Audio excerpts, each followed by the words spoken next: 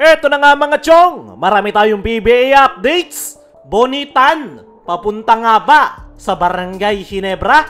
Christian Stan Hardinger, kinukuha na ng TNT Tropang Giga. Pero mukhang may plano pa si Boss Al Francis Chua na pabalikin si C-Stan sa Ginebra. As of now nga mga chong, mainit pa rin ang pangalan nitong si Christian Stan Hardinger, kung saan talagang ginagawa ng TNT Tropang Giga ang lahat para makuha ang kanyang serbisyo. Ayon nga sa ipinost ni Snow Badwa na patuloy na gumagawa ng paraan ang TNT Tropang Giga para makuha ang serbisyo ni Christian Stan Hardinger. Si C-Stan na nga lang daw yung kulang na pyesa para bumalik sa Grand Slam bid ang TNT. At ang problema na nga lang daw ng nasabing kuponan ay si Boss Al Francis Chua.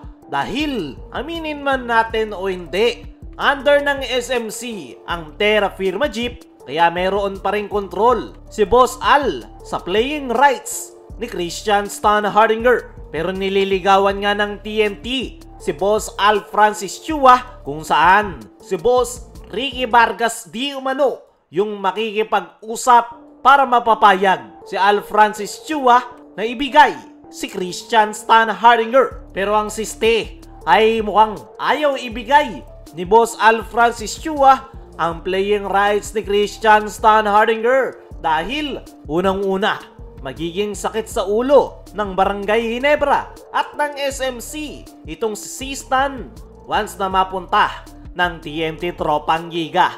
Pangalawa, ayon sa ating mga trusted source, mayroon pang plano si Boss Al Francis Chua kay Christian Stan Hardinger. Isa nga sa pinaplano ni Boss Al Francis Chua ay ang pagbabalik ni Christian Stan Hardinger sa Barangay Ginebra. Dahil ang problema nga ng kuponan ni Coach Team ay yung kanilang frontcourt position. Simula nang mawala si C-Stan ay dun na nagkandaleche-leche yung kanilang kuponan. Hindi na sila muli pang nakatikim ng kampyonato at tanging si C-Stan nga lang yun ay kitang solusyon ni Boss Al Francis Chua. Ang problema nga lang daw sa plano ni Boss Al na ibalik si C-Stan sa Barangay Ginebra ay muling mapagkasundo si C-Stan at Coach Team. Alam naman nating lahat na mayroong hindi pagkakaunawaan itong si C-Stan at Coach Team na naging dahilan kung bakit siya binitawan noon ng Barangay Ginebra. Once nga na magkaayos ang dalawa, malaki yung chance na magkakaroon ng reunion sa Barangay Ginebra. Pero bukod sa planong yan ni Boss Al na ibalik si C-Stan sa Barangay Ginebra, isa nga rin sa kanilang plano ay gawing trade asset si Christian Stan Hardinger. Open si Boss Al Francis Chua na ibigay si C-Stan sa TNT Tropang Giga, pero hindi basta-basta ang magiging kapalit. Ang gusto ni Boss Al ay makakuha rin ng isang solid big man at bahala na ang TNT Tropang Giga kung paano nila yan gagawan ng paraan. Ang tanging catch nga lang yan mga chong ay bibitawan lang ni Boss Al si Christian Stan Hardinger kung merong makukuhang solid na kapalit, which is dadalhin sa Barangay Ginebra.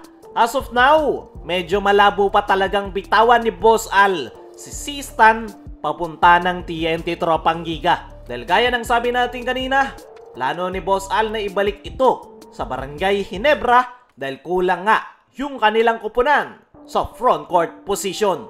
Kaya mga chong, ano masasabi nyo na ginagawa ng TNT Tropang Giga ang lahat? Makuha lang si Christian Stan Hardinger. I-comment mo lang dyan sa ibaba. Dumako naman tayo dito sa kabilang balita. Bonitan, papunta nga ba sa Barangay Ginebra? Ito nga si Coach Bonitan ay ang huling head coach ng Northport Batampier. Pero dahil nga naibenta na ang kanilang prangkisa para sa Pure Blends, ay nag-step down na nga ito kahit pa ino-offeran na maging team governor ng Pure Blends next season. Pero sa ipinost nga nitong si Snow Badwa ay papunta daw ng Barangay Ginebra si Bonitan. Ang tanong, ano ang kanyang magiging role sa Barangay Ginebra? As of now, wala tayong idea. Pero malamang sa malamang ay magiging parte ito ng coaching staff ni Coach Tim. Dahil hindi nga rin basta-basta itong si Coach Bonitan. Isa nga itong underrated na head coach sa PBA. Nung hawakan niya nga yung Northport Batampier, bigla silang bumulusok up to semifinals. Kaya kung mapupunta ito sa Barangay Ginebra, ay makakatulong ito bilang parte ng coaching staff ni Coach Tim para mas ma-improve at ma-develop yung kanilang sistema. Para sa akin mga chong, kung magkakataon ay good addition itong si Bonitan sa Barangay Ginebra. Dahil malaki rin ang may tutulong nito sa pagde-develop ng mga players ni Coach Tim, especially yung mga bata gaya na lang ng kanilang rookie na si Sunny Estil. Pero sa ngayon, wala pang kasiguraduhan kung mapupunta ba talaga si Bonitan sa Barangay Ginebra.